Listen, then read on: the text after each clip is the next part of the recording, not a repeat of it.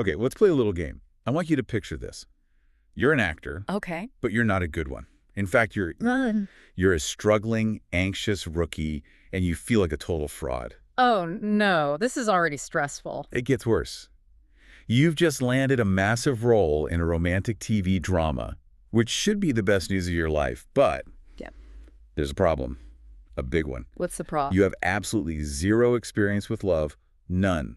You're a blank slate. You don't know how to hold hands, let alone, look at someone with undying passion. That sounds like a nightmare scenario. The classic imposter syndrome dream where you show up for a test you haven't studied for. Exactly. Yeah. So what do you do? I mean, do you read romance novels? Do you binge watch The Notebook? Well, Or do you agree to start a fake physical relationship with your co-star? wait, what? And your co-star just happens to be a mega famous superstar. And it's all strictly for research purposes. If you choose option C, you're basically describing the plot of a very intense method acting class gone wrong. Or gone right, depending on how you look at it. But you're also describing the central premise of the 2024 Japanese series. At 25 in Akasaka. Which is what we are diving into today. This show is adapted from Hiroko Natsuno's manga, and let me tell you, it is a fascinating case study. But before we get into the spicier The details, surprisingly complicated ethics of that proposition. right, before all that, we need to talk about the vibe. Because when I turned this on, I was expecting, a standard, bright, bubbly romance. And that is not what I got. No, not at all. If you go in expecting sunshine and rainbows, you're going to be really confused. The atmosphere is arguably the third main character in the show. I totally agree. It's set in what critics and cultural analysts call a liminal space. Okay, let's unpack that term, liminal space. It sounds like something from a horror movie, but what does it mean here in a romance drama? So liminal comes from the Latin word for threshold. It's a space of transition. Think of like an airport at 3 a.m. or a school hallway during summer break. It's familiar, but it feels off. Exactly, because it's empty of its usual purpose. The show's set in Akasaka, Tokyo. By day, Akasaka is this bustling, rigid business district, high finance, TV stations, politics. Very serious. Very. But the show takes place almost exclusively after midnight. Right, hence the title, at 2500, which is 1:00 a.m. for those of us who don't run on a 30-hour clock. Exactly. And at that hour, the social rules of the day just dissolve. The streets are empty. The lighting goes from that fluorescent office glare to neon shadows. It creates this moody, isolated bubble where the characters can stop pretending. Stop being functioning members of society and just exist. And the music reinforces that perfectly. The sources kept mentioning the soundtrack. It's not pop music, it's this jazz-influenced piano and saxophone score. It feels nostalgic, almost a little lonely. It establishes a tone of isolation, and that is crucial because our mission for this deep dive is to unpack that isolation. We need to look at the psychological blur between an actor's persona and their true self. And we have to analyze this fake dating trope that drives the whole plot. And later, we really need to get into the two wolves controversy, because this show completely split audiences down the middle, especially with its pacing. Oh, I have thoughts on the pacing, but let's not get ahead of ourselves. Let's meet the players in this high-stakes game of pretend. First up, we have the rookie, Yuki Shirasaki. Shirasaki is a fascinating protagonist because, unlike most romance leads, he is defined almost entirely by what he lacks. He's a 26-year-old waiter. He's been struggling in minor theater roles. Psychologically, he is just paralyzed by self-loathing. He calls himself a blank slate. Yes, when it comes to intimacy, because he's never been in love. Which is such a specific anxiety, isn't it? He thinks because he hasn't lived it, he can't act it. It's this extreme dedication to authenticity, but it's crippling him. So he's literally at a gay bar in Akasaka trying to research intimacy, just watching people, because he's that desperate to fix his lackluster performance in this new drama, Afternoon Dreams. And that is where the catalyst walks in, or rather, sits down next to him. Asami Hayama. The star. The legend. The star. Hayama is 28, a former senior from Shirasaki's university, and he is everything Shirasaki is not. He's a model, he's famous, he has this deeply controlled public image. He's described as aloof, beautiful, almost otherworldly. Okay, but here is where I have to pause and play the skeptic. Because this otherworldly celebrity makes a proposition that in the real world would probably get you fired. Or sued. Probably both. He finds Shirasaki at the bar, hears about his struggles, and basically says, hey, I can help you with that role. Why don't we become secret sexual partners? It'll help you prepare. It sounds incredibly predatory on the surface, doesn't it? It sounds wild. You have this massive power imbalance here. Hayama's the superstar. Shirasaki is the nobody waiter. It feels so transactional. It feels murky. It is ethically murky, and the show leans into that discomfort, especially at first. It sets up the meta-conflict of the entire series. Right. They're filming a drama called Afternoon Dreams where they play lovers, while simultaneously living out a fake relationship behind the scenes to practice for that drama. So every time they kiss or touch or even just look at each other, there's this double layer. Are they acting for the camera? Are they acting for the contract? Or are they actually, feeling something? It's a show within a show structure that is designed to mess with your head and with theirs. Precisely. But the big question, and this is what we need to analyze, is why? Why did they agree to this? Well, for Shirasaki, it sort of makes sense. It's professional desperation. He feels inferior and he wants to succeed. But for Hayama, the superstar, why does he agree to help a junior in such an extreme, intimate way? That's the mystery. At first, you think maybe he's just bored, or maybe he's a player taking advantage of a cute fan. But the sources bring up this really interesting psychological dynamic. The Myers-Briggs types. Yeah, they're described as an ISFJ and INFJ pairing. Now, I know we throw those acronyms around a lot, but what does that actually mean for their relationship? It's a very specific recipe for miscommunication. It really is. So Shirasaki is the ISFJ. This type is often called the defender. They're practical, loyal, but they rely heavily on external validation. They want to know the rules so they can follow them perfectly. Shirasaki waits for permission to exist. That tracks. He's always waiting for Hayama to tell him what to do. Right. Now, Hayama is the INFJ. They are intuitive, idealistic, but very, very private. They struggle to articulate their own needs because they're so busy reading the room. So you have two people who are deeply doting on one another, who care immensely. But neither one is willing to speak up first. It creates this dynamic of mutual care, but also mutual silence. It's the I won't tell you I'm hungry because I don't want to inconvenience you even though I'm starving dynamic. Exactly. And this highlights the theme of identity. Hayama is living this practiced life. Even when the cameras are off, he's acting. He suppresses his own desires to meet public expectations. And Shirasaki is on this journey to stop being the submissive archetype. In this genre, they use the term yuke for the passive partner. Right. And Shirasaki blindly follows Hayama's lead at first because he thinks that's the assignment. I'm the student, you are the teacher. But that dynamic shifts.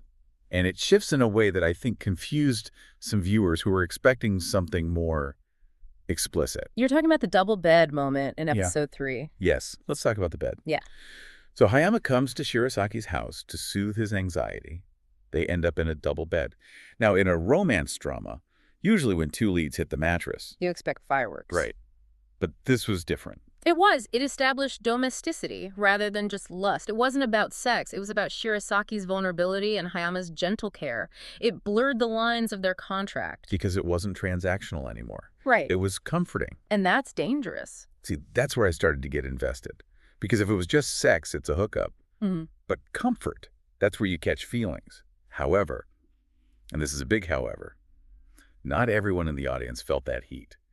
Which brings us to the controversy. This viewer loves the atmospheric, moody vibes we talked about. They love the internal monologues, the focus on psychology. The way a glance across a room speaks volumes. Exactly. They love that it's not just action, action, action. There are scenes where they are just staring, or walking slowly, or drinking coffee, and not saying the thing they obviously need to say. It's very contemplative. It is. And if you're used to Western pacing or even more high-octane K-dramas, this show feels like it's moving through molasses. It does. It prioritizes that liminal space, that feeling of being in between over plot progression. And there was a specific point of frustration mentioned in the sources, episodes 5 and 6. The introduction of the love rival, Yamase. The misunderstanding trope. Right. Yamase is the guy who shows interest in Shirasaki, and it leads to that classic moment where Shirasaki overhears a comment from Hayama. Assumes the worst. That Hayama is in love with someone else, and instead of asking for clarification, he just shuts down. That drives me crazy. It's the communication gap. Just ask him, hey, who are you talking about? But no, he retreats. It's the tragedy of their personality types again. The ISFJ retreats to avoid conflict. The INFJ assumes that silence means rejection. This just felt like dragging things out unnecessarily. And there was also critique about the intimacy itself. Some viewers felt the early scenes, like the first kiss, were too chaste. They called it atrocious or lacking energy. Which is a valid point, considering the premise is explicitly about being sexual partners. You promise a show about practicing sex, but the camera pans away to a curtain or a lamp. It's very polite. Well, interestingly, the sources note that the drama is actually a slower burn than the manga it's adapted from. In the manga, things get physical much faster. Oh, really? Yeah, the drama reordered the timeline to build mystery. Also, the characterization of Hayama is different. In the show, he's softer, more reserved. In the manga, he was apparently a bit more petty and teasing. So the show leaned into the melancholy longing vibe rather than the playful seduction vibe. If you were one of the people who stuck with it through the slow parts, you got hit with a revelation that changes the entire context of the show. The twist, episode 7. This is the turning point. Up until now, we've been seeing things mostly from Shirasaki's perspective. We think Hayama is this cool, detached mentor who maybe has a crush. But then we get the flashbacks. And we find out that this was not a random meeting at a bar. Not even close. We learn that Hayama didn't just pick up a cute waiter for an experiment.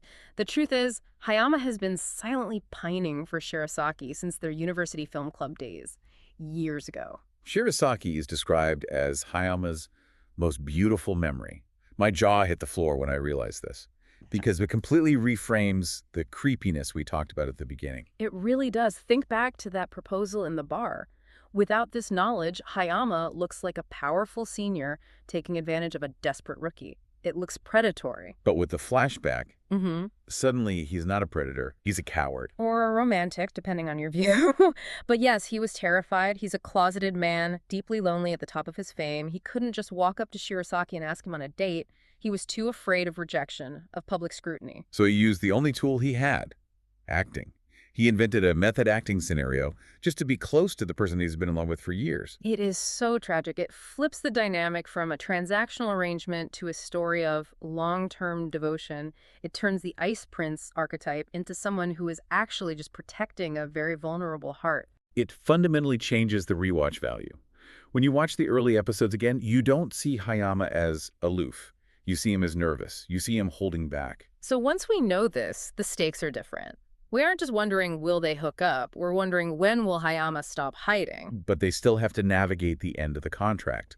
The filming of the show within a show, Afternoon Dreams, is wrapping up. Which means the excuse is gone. The research is done. Logically, they should shake hands and part ways. And they are still stuck in that communication gap where Shirasaki thinks Hayama loves someone else, some mystery person from his past. He doesn't realize he is the mystery person. So how do they finally break the cycle? Because they had just stared at each other for another episode. I think I would have thrown my remote at the TV. Well, thankfully, in the finale, episode 10, the masks finally come off. Hayama breaks that polished exterior. He confesses everything. He finally just says it. He says it. He tells Shirasaki the truth that the unrequited love he mentioned wasn't someone else. It was Shirasaki all along. And there's a specific object involved that really seals the deal. The key. Hayama gives Shirasaki a key to his apartment. Now, why a key? Why not, a ring or something? A ring is a public declaration. A key is a private invitation. Remember, this show is about liminal spaces and isolation. So he's letting him into his private world. Exactly. By giving him a key, Hayama is saying, you are allowed in my space. You are allowed behind the mask. It signals the end of the situationship. You don't give a key to a temporary research partner. You give a key to a partner, period. So they transition from faking acting while acting to actually just being a couple. And Shirasaki isn't just the fanboy anymore. No, and that's important for his character arc. By the end, they are supporting each other's dreams as equals. Shirasaki finds his own strength and realizes he doesn't need to be a blank slate to be a good actor. He just needed to understand himself. It's a happy ending, which honestly, after all that angst and jazz music, we deserved. We did. The show was a success. Oh, a big success. It must have been, because the sources mention a sequel is coming. Yes, a second season. And that season apparently deals with a whole new set of problems. Oh no, what now? Oh, now they're together. But Hayama is still a mega superstar. So the conflict shifts from the private struggle of, is this real, to the public struggle of, how do we be a celebrity couple? Oh, that is a whole different beast. navigating paparazzi scandals, keeping secrets. It shifts from internal anxiety to external pressure. Exactly. It'll be interesting to see if the style of the show changes. Will it stay in that quiet, liminal space, or will the daylight of the public eye force the pacing to speed up? We'll have to wait and see. So let's wrap this up. At 2500 in Akasaka, it's moody, it's slow, it's got a killer saxophone track. What is the big takeaway here? I think, despite its flaws, it succeeds as a psychological study. It explores a really profound idea that sometimes pretending is the only safe way for us to explore the truth. I like that. These characters were so paralyzed by their own fears, fear of failure, fear of rejection, that they couldn't be honest as themselves. They had to put on a mask to say what they really meant. It's the Oscar Wilde quote, right? Man is least himself when he talks in his own person. Give him a mask and he will tell you the truth. That is the perfect summary. The contract was the mask. And only through that mask could they find the reality of their love. That is a fascinating thought to leave you with. We all wear masks, right? Maybe not method acting in a fake relationship with the celebrity masks, but we wear professional masks, social masks. And the question is, if you pretend to be someone else long enough, do you lose yourself? Or do you actually find the version of yourself you were too afraid to be? Something to mull over next time you're awake at 1 a.m. Thanks for diving deep with us. Until next time. Thanks so much for watching. If you enjoyed the video, please consider liking, commenting, and subscribing. It really helps the channel grow. See you in the next one.